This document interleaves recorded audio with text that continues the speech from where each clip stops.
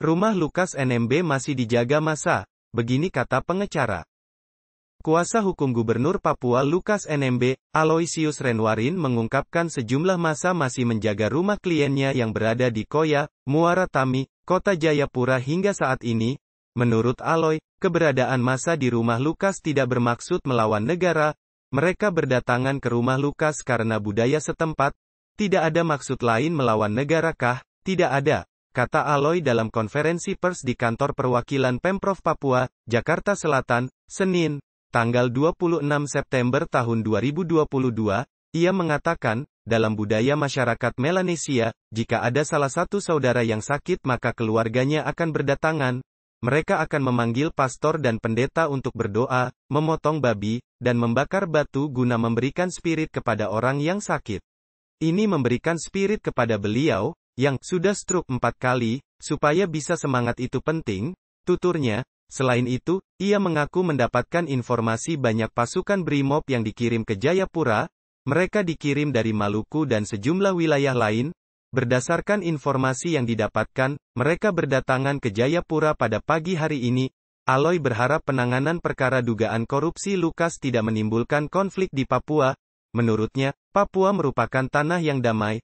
Sekarang kami dengar banyak pasukan dikirim dari sana, dari Malukulah dari mana BRIMOB masuk di kota Jayapura tadi pagi saya terima laporan sangat banyak, ujarnya. Sementara, kuasa hukum Lukas lainnya, Stefanus Roy Rening menegaskan Lukas tidak akan melarikan diri dari pemeriksaan KPK, adapun ketidakhadiran kliennya hari ini karena sedang sakit, ia menyatakan, jika sudah sehat dan mendapatkan konfirmasi dari dokter, Lukas akan memenuhi panggilan KPK.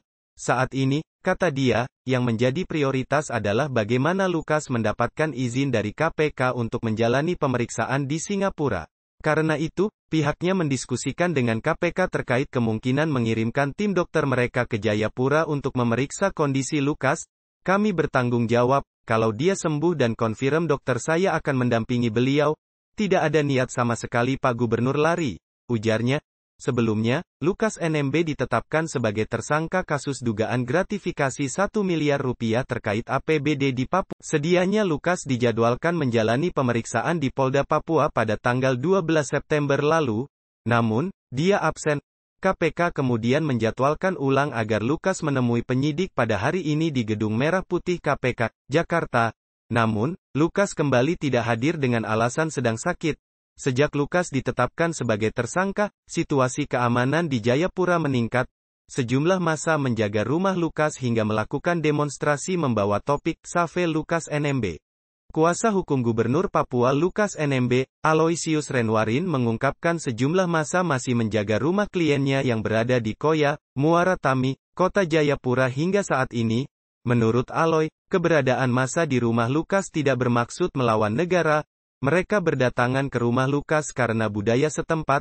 Tidak ada maksud lain melawan negara kah? Tidak ada, kata Aloy dalam konferensi pers di kantor perwakilan Pemprov Papua, Jakarta Selatan, Senin, tanggal 26 September tahun 2022. Ia mengatakan, dalam budaya masyarakat Melanesia, jika ada salah satu saudara yang sakit maka keluarganya akan berdatangan. Mereka akan memanggil pastor dan pendeta untuk berdoa, memotong babi, dan membakar batu guna memberikan spirit kepada orang yang sakit. Stefanus mengaku telah bertanya langsung kepada Lukas terkait kepemilikan tambang emas itu. Ia kemudian menyatakan bahwa salah satu tambang miliknya sebagai gubernur adalah Freeport. Dengan senyum dia katakan itu, Freeport saya punya, apa kamu ragukan lagi? Freeport itu saya punya. Sebagai gubernur, saya punya itu Freeport. Masa kamu ragu? Tutur Stefanus menirukan Lukas. Stefanus kemudian menjelaskan bahwa tambang emas yang dia pertanyakan adalah yang dimiliki secara pribadi oleh Lukas. Politikus Partai Demokrat itu kemudian membenarkan, ia mengaku memiliki tambang emas tradisional di Mamit, Kabupaten Tolikara. Saat ini, staf Lukas sedang mendokumentasikan tambang tradisional tersebut. Saya punya di kampung, ya, di Tolikara di Mamit itu sedang dalam proses dia punya foto semua dan apa itu, dokumennya sudah diurus oleh stafnya, tutur Stefanus. Stefanus mengaku telah mengajak Alex untuk melihat secara langsung tambang emas tradisional milik Lukas. Sebagai informasi, Lukas NMB ditetapkan sebagai tersangka oleh KPK. Ia diduga menerima gratifikasi 1 miliar rupiah terkait APBD Pemprov Papua. Beberapa waktu lalu, Wakil Ketua KPK Alexander Marwata mengatakan, KPK tidak hanya mengusut dugaan gratifikasi.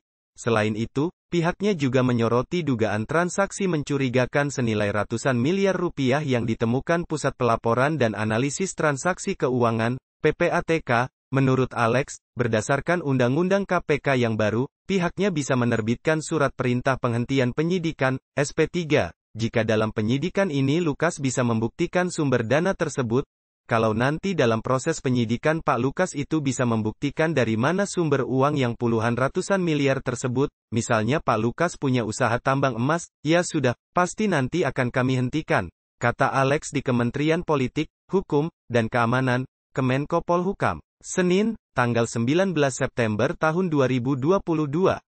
Jangan lupa di like dan subscribe channel YouTube Info Indonesiaku.